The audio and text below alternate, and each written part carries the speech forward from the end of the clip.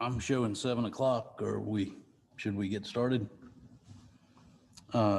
This is the February 22nd meeting of the Planning and Zoning Board for the city of Tarpon Springs.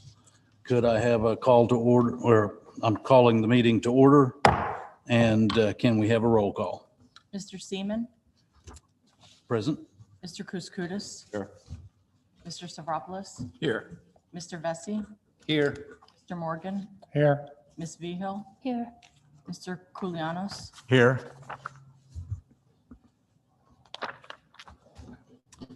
All right. Item number 2 on the agenda is the approval of minutes of the January 25th meeting. Do I have a motion? I'll move to accept the minutes. I second that motion.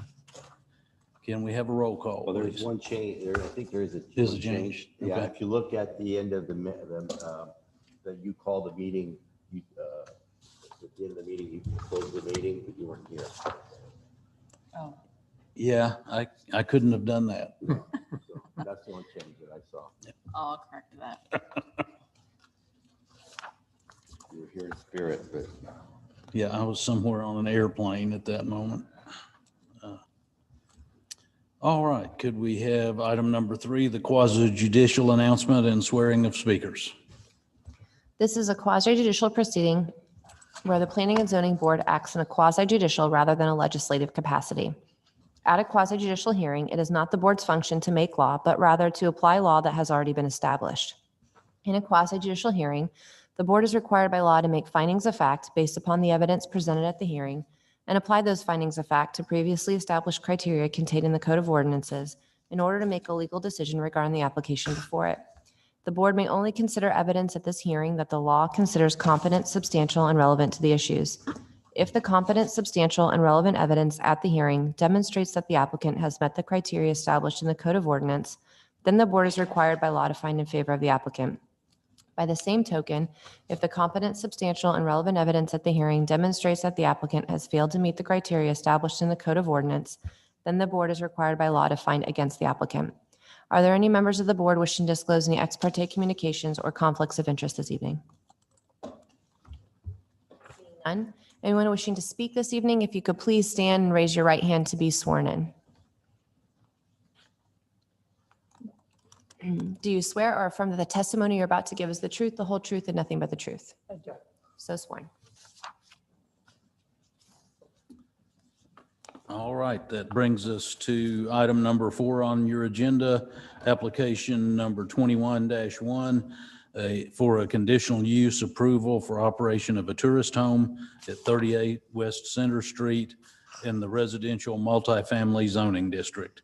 Does the staff have a report? Yes, and I'll share my screen.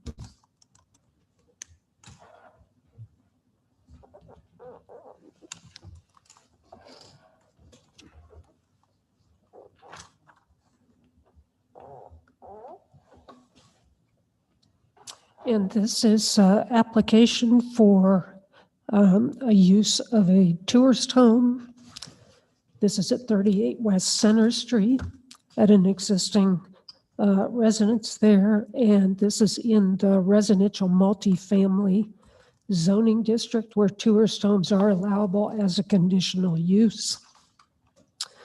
The property, this is an older home, it was built in around 1919, so it is largely conforming with the code, except for it looks like the western setback is less than the currently required 7.5 feet. This is in a area of multifamily. As you can see, it's near the downtown. It's not quite in the Transect code. It's very close to this city special area plan district. The properties around it are single family and multifamily with obviously some commercial. There's office across the street fronting on Orange Street. So it's kind of a mix of an area there. The proposed use does seem to be compatible with the uses in the surrounding area. You've seen these tourist homes before, and there is a distance requirement of 1,200 feet to the nearest tourist home. That is applied in the regular Euclidean zonings, not in the special area plan. This home is proposed on West Center Street, right here. The nearest existing tourist home that is not in the special area plan is over on Spring Boulevard. It's about, I believe it's about 1,845 linear feet away. And then there is one a little over 200 feet away here on Orange Street. That is in the special area plan.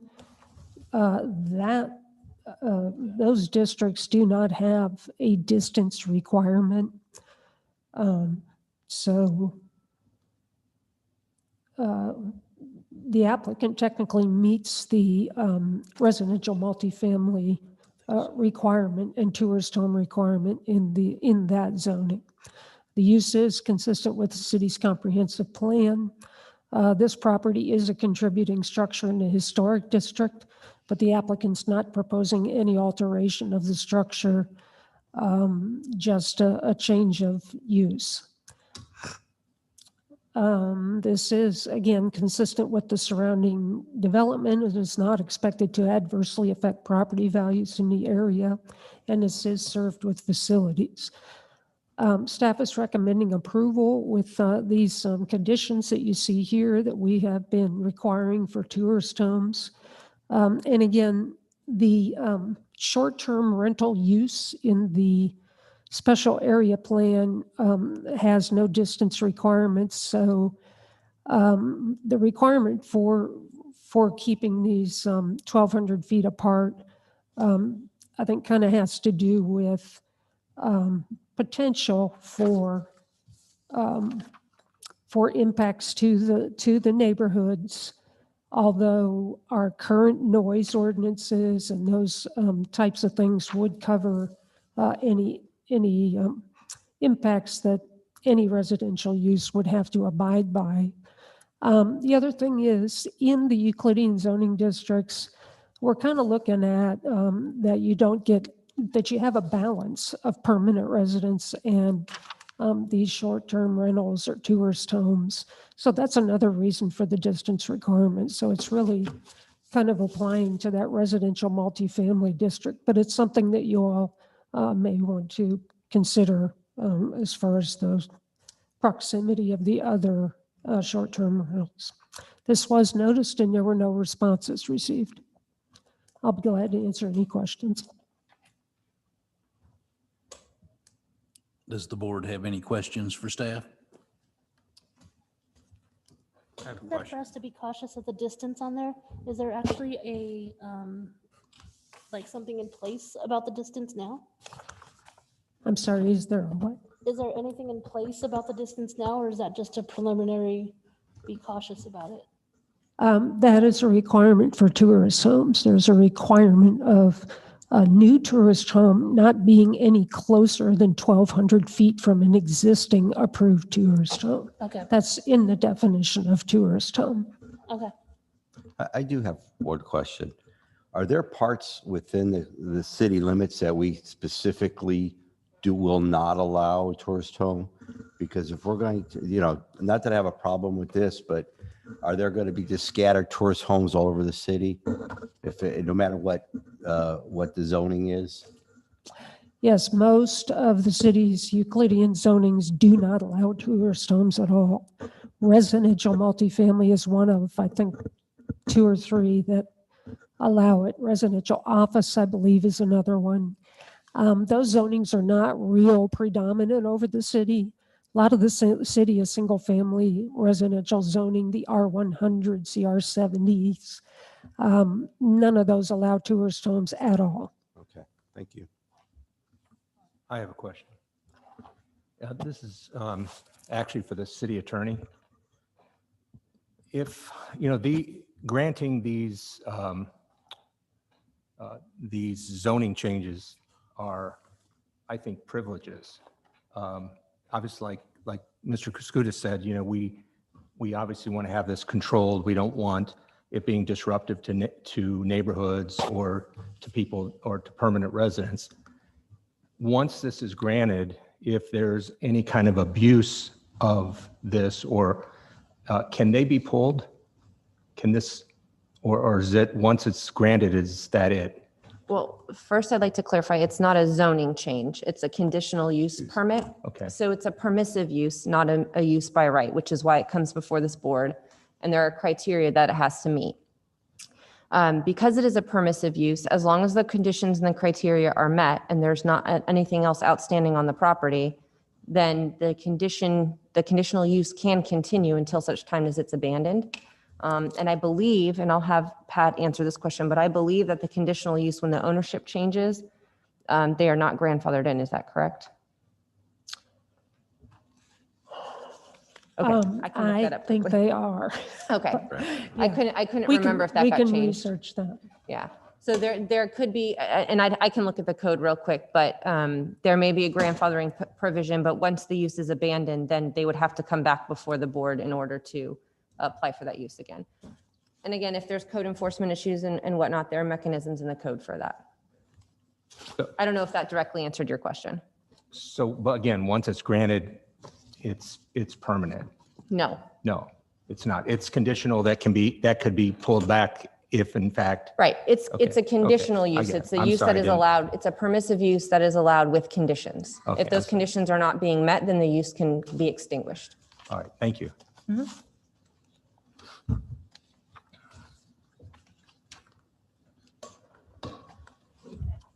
How is parking addressed related to the tourist home conditional use? Do we require a space per bedroom or anything like that? Or is there any requirement? Because that's in some past cases I've seen, parking seems to be a big concern, and particularly in some of the older parts of town, a potential problem if more people are staying in the residence than what would ordinarily be the case in a traditional single-family use. Yes, there is no special requirement for parking for a tourist home. So the 2 spaces per single family is what the staff has applied. This applicant, I didn't put it in the slideshow, and I probably should have. The survey shows the parking area, the survey that's in your packet. And there is parking at the east side of the house, along the side. And the applicant may be able to address the number of cars that could go there, at least 2. But I would say maybe at least another one along that. So the applicant may be able to answer that. Do you mind if I do that then, Pat? If you're ready for the applicant's presentation, when board questions are done. Oh, okay. Uh, I can wait. Any more questions for staff first? I have one question. What if the people exceed 6 weeks beyond that duration where it states 6 weeks or less? Where is it stated? It's in the definition of Oh. two. I'm saying, what if the people exceed staying 6 weeks? Then they're considered a permanent resident. Gotcha. I mean, the same thing as just renting the home.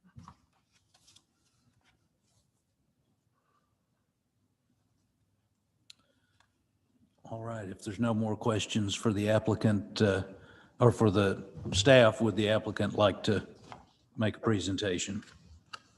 Hi, I'm Mitch Perger. I'm the applicant. I live next door to 38. I'm at 28.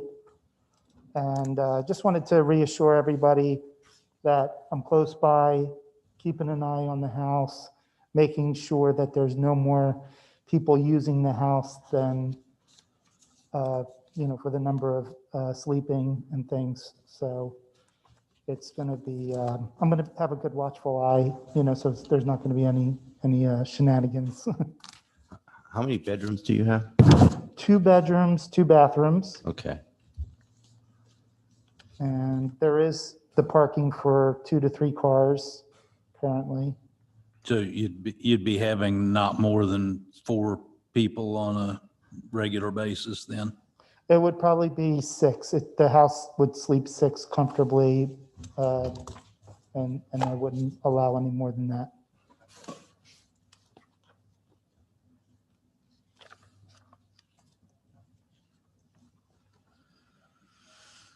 All right. I'm purchasing the house now, renting it for eventually my parents, might have to move it close by. So I thought this was a good opportunity to rent the home meanwhile until that time comes. Or my wife's parents, if there's ever, any problems.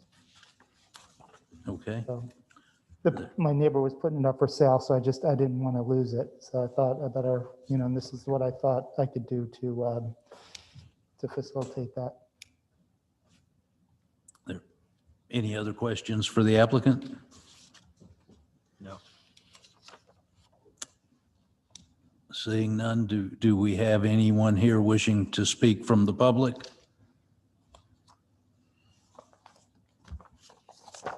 Seeing none, do we have anyone by Zoom wishing to speak? We do not have anyone attending via Zoom at this time. And you already said there was no emails or letters, correct? That's correct. All right. I guess that brings us to, do I have a motion from the board? Yeah, I'll make a motion to approve application 21-1. Second. Can I just clarify that's approval of the motion with the stated conditions, Thank you. just for purposes of the record? Yes. And if you could just restate your motion, amend your motion, if that would be okay, and then have a second to the amended motion, I'd appreciate it. Yes, I like to approve it with the conditions that were stated for application 21-5. Is there a second to that? The same second to the amended Second. motion? Yeah, second. Thank you. Well, just to clarify, that was 21-1, right? Not 5? I'm sorry, 21-1, sorry. Okay. Was that Mr. Koulianos that seconded? Yes. Yes. Thank you. Can we have a roll call, please? Mr. Koulianos, Yes. Mr. Morgan, Yes. Ms. Vihil, Yes. Mr. Vesey, Yes. Mr. Stavropoulos. Yes. Mr. Koulianos, Yeah, Mr. I think- Kouskoudis. Yes. Mr. Seaman. Yes. All right, that brings us to item number 5, application 21-5, a conditional use approval for construction of a single-family residence on property located on the north side of Cedar Street between North Pinellas and North Safford Avenue. Does the staff have a presentation? Yes, I'll share my screen.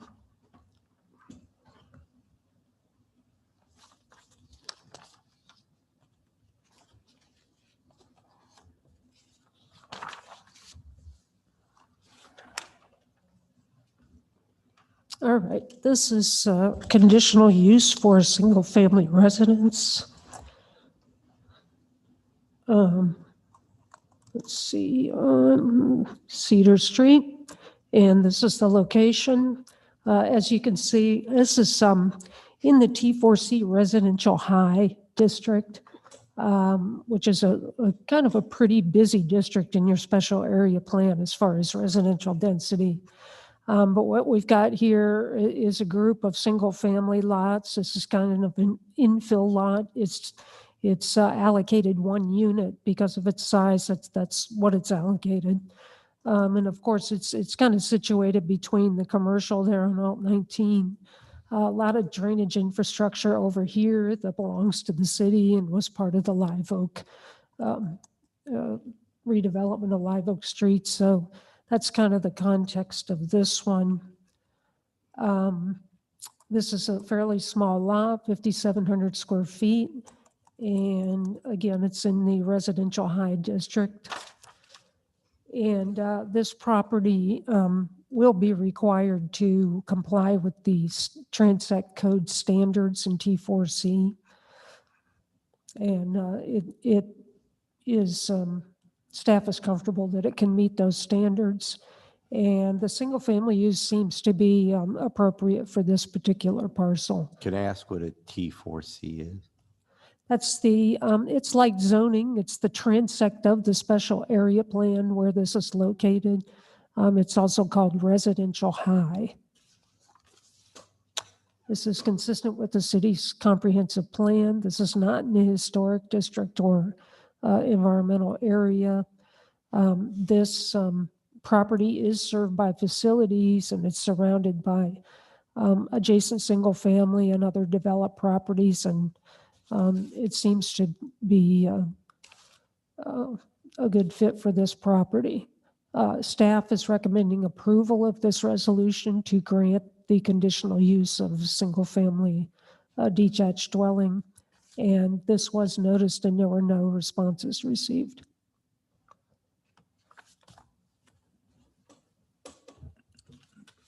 Does the board have any questions of the staff? Just one. This is another one of those non-conforming lots that are peppered throughout the city. This is not non-conforming because it's in the city's special area plan. There are no minimum lot sizes in the special area plan. Okay. All right. Thank you. But this, because of the small size of the lot, even though it's in a multifamily district, it wouldn't be allocated more than one residential unit, correct? So it's kind of a catch-22. It's got to be a single family home. That's correct. And this is, if I remember right, this is in the coastal high hazard area. So you can transfer density around into property in the special area plan, but not in the high hazard area. So you're right. This is pretty much what this property is allocated.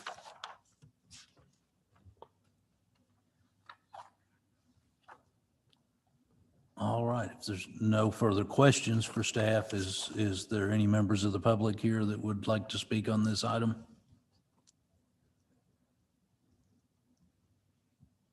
Or I should have done the applicant first, shouldn't I? Mm-hmm. Okay. Is the applicant here and would like to speak? Okay, now we're on to the members of the public. Nobody here? Nobody on Zoom? That is correct, sir. All right. Do I hear a motion? I make a motion, we approve application 21-5 and for conditional use. Is that, Okay, we have a motion and a second. Can I get a roll call, please? Mr. Koulianos, Yes. Mr. Morgan, Yes. Ms. Vijo, yes, Mr. Vesey, Yes. Mr. Seropoulos, Yes. Mr. Kouskoudis, Yes. Mr. Seaman. Yes. All right, motion carries. That brings us to item number 6, application 21-11, site plan approval for a retail building at 1372 North Pinellas Avenue in the Highway Business Zoning District. This one may appear familiar because we saw it a year or so ago. Does the staff have a presentation for us? Yes.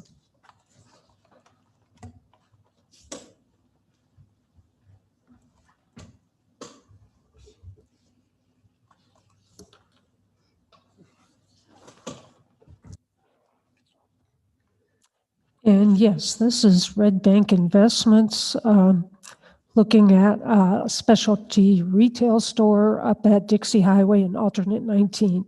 This was approved by the Board of Commissioners in December of 2019. But the approval has expired, so the applicant has had to come back through the process. The applicant is not proposing any changes at all to this project. This is a 12,750 square foot building, a specialty retail building. And the property includes wetland preservation and mitigation of the site. The yellow outlines the property lines.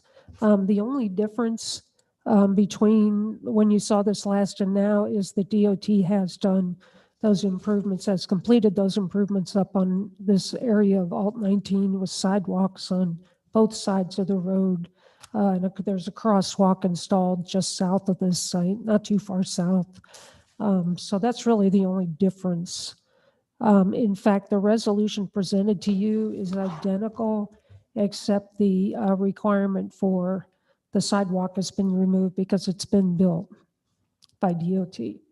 So staff is recommending approval of the site plan with 7 conditions, and these are the covering this subject matter that you see here on the slide, which is compliance with the code, the written confirmation on access. We have 2 access points, one on alternate 19, which will need DOT connection permit, and one on Dixie Highway, which is a county road, will need county approval. And then the driveway grades provision, that's just something that we want to keep in there just to make sure that's addressed at the time of permitting.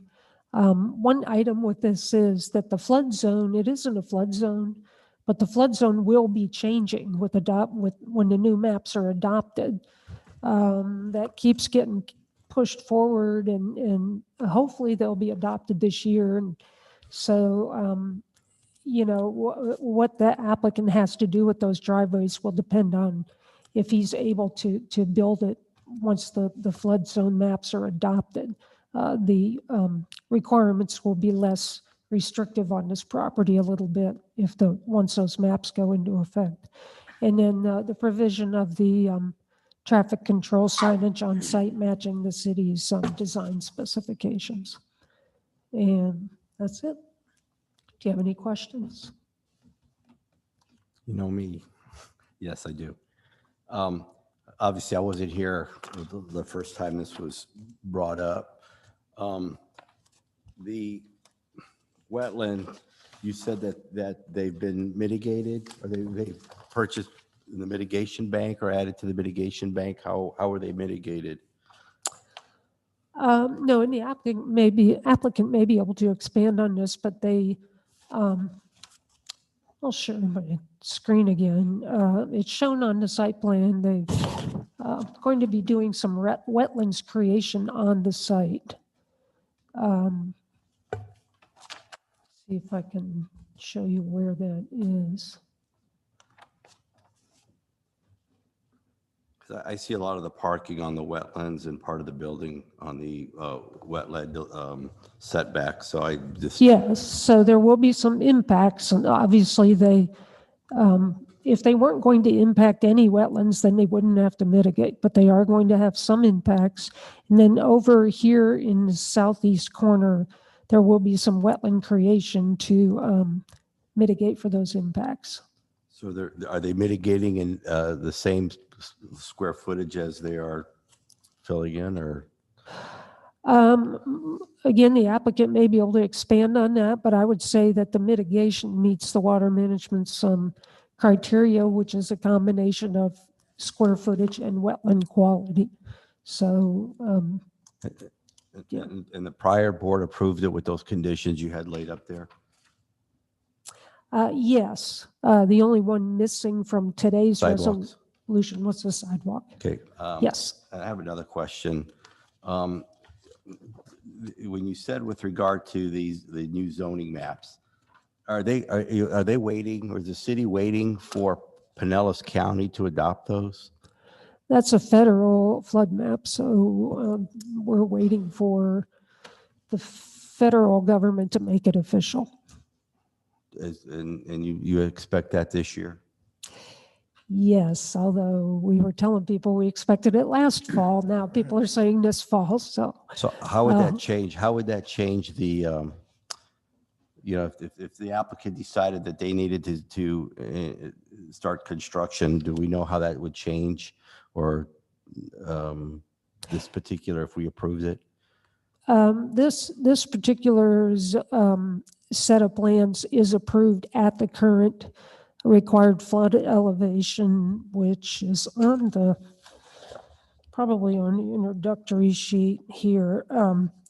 So this could be built today as approved with the current flood maps. I believe the required elevation drops by like 1 foot when the maps change. So if the applicant,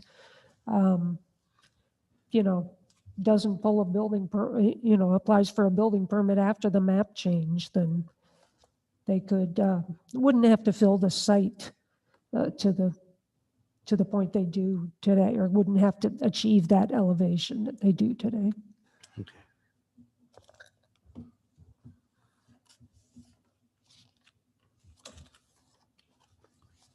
Are there any other questions for staff?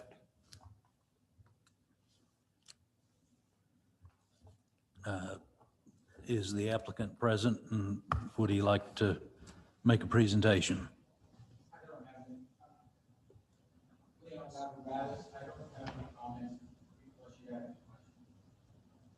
And if there are any questions, I would just need to swear him in.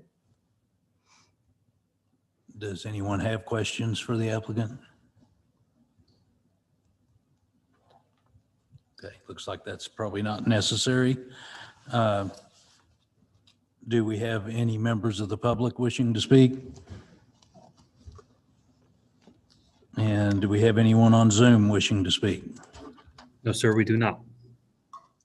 And do we have any letters or emails?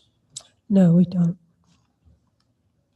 All right, I guess that brings us down to, would anybody like to make a motion? Yeah, I'd like to make a motion to approve application 21-11 A second. With the conditions? with the conditions. I second that. All right, can I have a roll call, please? Mr. Koulianos, Yes. Mr. Morgan, Yes.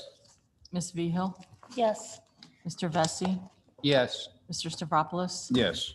Mr. Kouskoudis. Yes. Mr. Seaman. Yes. All right. That brings us to staff comments. Do we have any staff comments? No comments, thank you.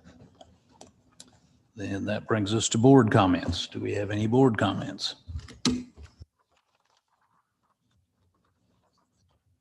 All right, in that case, I guess we stand adjourned. Yeah, quick one.